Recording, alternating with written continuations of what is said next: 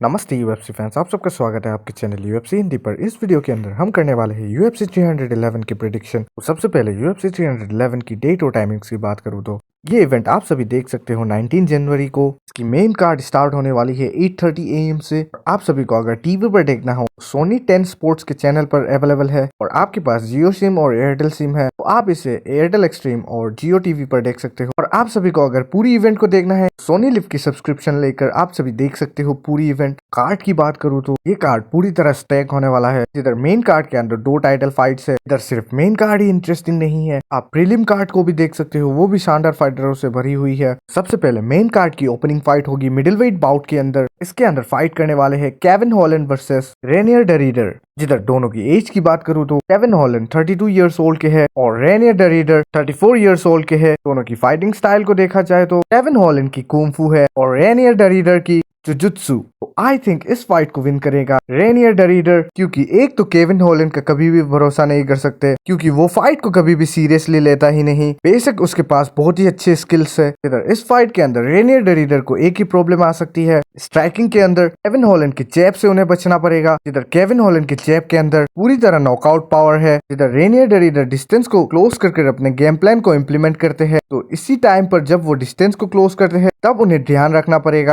और दूसरी ओर रेनियर डरीडर जो कि हमेशा अपने प्रेशर को मेंटेन रखते हैं। इधर वो स्ट्राइकिंग के साथ कंटिन्यूअस अपने टेक डाउन के थ्रेट्स को रखते हैं। ये प्रेशर को संभाल पाना केविन हॉलैंड के लिए बिल्कुल भी इजी नहीं होने वाला। और अगर ग्राउंड गेम में जाती है गेम पूरी तरह रेनियर डरीडर के हाथ में होगा। दूसरी फाइट जो कि होने वाली है लाइट वेट बाउट के अंदर रेनाटो मोइकानो वर्सेस बेनिल डारिस। दोनों की एज को देखा जाए तो दोनों ही 35 इयर्स ओल्ड के हैं। दोनों की फाइटिंग स्टाइल की बात करूँ तो बेनिल डारिस स्ट्राइकर है और दूसरी ओर रेनाटो मोइकानो जुजुत्सु। इस फाइट के अंदर मुझे लगता है कि रेनाटो मोइकानो विन करेगा, क्योंकि आप लोग देख ही सकते हो जिधर बेनिल डारिस अपने प्राइम से आउट हो चुका है और रेनाटो मोइकानो अपने प्राइम में एंटर कर रहा है। शायद से इस फाइट के बाद बेनिल डारिस अपना रिटायरमेंट भी ले ले। तो बेनिल डारिस के अंदर वो एनर्जी अब नहीं बची और दूसरी ओर रेनाटो मोइकानो के अंदर फुल एनर्जी है। और बेनिल डारिस अपने पिछले 2 फाइट से लगातार नॉकआउट होके आ रहे हैं। इधर अगर गेम ग्राउंड के ओर जाता है तो रेनाटो मोइकानो अपने ग्राउंड एंड पाउंड पंचेस से उन्हें फिनिश भी कर सकते हैं। इधर बेशक स्ट्राइकिंग के अंदर थोड़ी प्रॉब्लम आ सकती है रेनाटो मोइकानो को और शायद से ये गेम ज्यादा देर तक फीट में रहने भी नहीं वाला। दूसरी फाइट की बात करूँ तो जो होने वाली है लाइट हेवीवेट बाउट के अंदर और इसमें फाइट करने वाले हैं जिरी प्रवास्का और जमाल हिल्स। दोनों की एज को देखा जाए तो जिरी प्रवास्का जो कि 32 इयर्स ओल्ड के है और जमाल हिल्स 33 इयर्स ओल्ड के है। दोनों की फाइटिंग स्टाइल की बात करूँ तो जिरी प्रवास्का एक स्ट्राइकर है और दूसरी ओर Jamal Hills mix martial artist. तो आई थिंक इस फाइट को विन करेगा जमाल हिल्स। इधर जमाल हिल्स के हैंड में नॉकआउट करने वाली पावर है और वो विंडो को फाउंड कर जिरी प्रवास्का को नॉकआउट कर सकता है, क्योंकि जिरी प्रवास्का की स्ट्राइकिंग डिफेंस बिल्कुल लो है। वो हमेशा अपने गार्ड्स को ओपन रखता है और स्ट्राइक्स को एब्सॉर्ब भी करता है। फिर आपने ये चीज राकेश के फाइट और ग्लोबल टशेरा के फाइट में भी देखा ही होगा और एलेक्स परेरा के फाइट में भी। शायद से ये गेम ग्राउंड में नहीं जाने वाली, क्योंकि अगर जिरी प्रवास्का टेक डाउन करने की कोशिश भी करते हैं जमाल हिल्स का टेक डाउन डिफेंस बहुत ही पिक है। और लास्ट फाइट को देखा जाए तो दोनों ही नॉकआउट होके आ रहे हैं, लेकिन जिरी प्रवास्का का नॉकआउट ज्यादा ब्रूटल था। तो इसीलिए ये चीज को भी देखना होगा कि उनका चिन्ह हिलाप हुआ है कि नहीं। तो को मेन इवेंट की बात करूँ तो जो होने वाली है बैंटमवेट टाइटल के लिए और इसमें फाइट करने वाले हैं उमर नुरमागोमेडोव और मिराब डेलिशवली। दोनों की एज को देखा जाए तो मिराब डेलिशवली 34 इयर्स ओल्ड के है और उमर नुरमागोमेडोव 29 इयर्स ओल्ड। दोनों की फाइटिंग स्टाइल की बात करूँ तो मिराब डेलिशवली एक स्ट्राइकर और फ्री स्टाइलर है और दूसरी ओर उमर नुरमागोमेडोव मिक्स मार्शल आर्टिस्ट। तो आई थिंक इस फाइट को विन करेगा मिराब डेलिशवली। आई नो ये थोड़ा रिस्की प्रिडिक्शन है, बट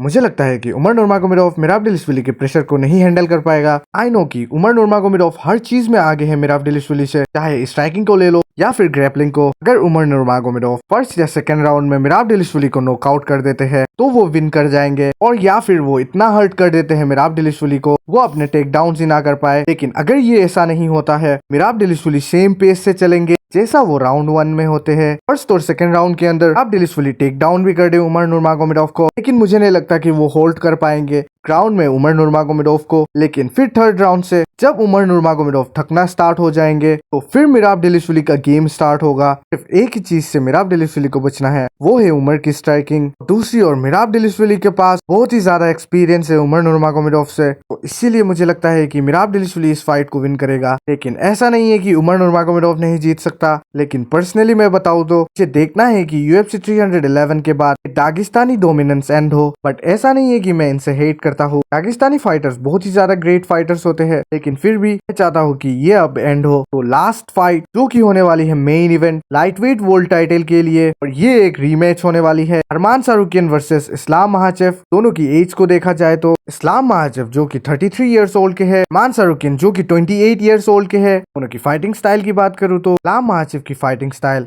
रेसलिंग और सांबो है, और दूसरी ओर अरमान सारुकियन एक मिक्स मार्शल आर्टिस्ट। तो आई थिंक इस फाइट को विन करेगा इस्लाम महाचेव। 5 साल पहले इन दोनों की रीमैच हुई थी, दोनों ने ही शॉर्ट नोटिस में फाइट को लिया था और दोनों ने ही अच्छा टक्कर दिया था एक दूसरे को, लेकिन 5 साल बीत चुके हैं, दोनों ने ही बहुत ही ज्यादा इम्प्रूव किया है। लेकिन इस्लाम महाचेव हर एक चीज में एक स्टेप आगे है अरमान सारुकियन से, चाहे आप स्ट्राइकिंग ले लो, रेसलिंग ले लो, ग्रैपलिंग ले लो। दूसरी ओर अरमान सारुकियन, जैसा कि आप सब इन्हें देखा ही होगा डस्टिन पोरियर की फाइट इस्लाम महाचेव के साथ, तो वो एक स्ट्राइकर है, फिर भी उन्होंने इस्लाम के बहुत सारे टेकडाउन को डिफेंस किया। इधर आप सभी को ये चीज समझना होगा, जो एक प्योर स्ट्राइकर होता है अपना स्ट्राइकिंग गेम प्योरली नहीं दिखा सकता एक रेसलर के खिलाफ, क्योंकि हमेशा उसके मन में टेक डाउन आने का डर रहेगा। और दूसरी ओर अरमान सारुकियन को ले लो, वो टेक डाउन से नहीं डरने वाले, क्योंकि उन्हें पता है कि इस्लाम महाचेव उन्हें होल्ड नहीं कर पाएंगे ग्राउंड के अंदर, वो स्क्रैम्बल करने में माहिर है। और एक प्लस पॉइंट जो कि अरमान सारुकियन के पास है वो है उनकी रो पावर, जो कि इंसेन है। तो अगर ग्राउंड में ये गेम जाता है जिधर अगर अरमान सारुकियन टॉप में रहे, तो उनका ग्राउंड एंड पाउंड पंचेस आप लोग जानते ही हो कितना डेंजरस है, तो वो चीज से इस्लाम महाचेव को वो फिनिश कर सकते हैं। और दूसरी ओर इस्लाम महाचेव अगर टॉप में रहे तो वो सबमिट करने की पावर रखते हैं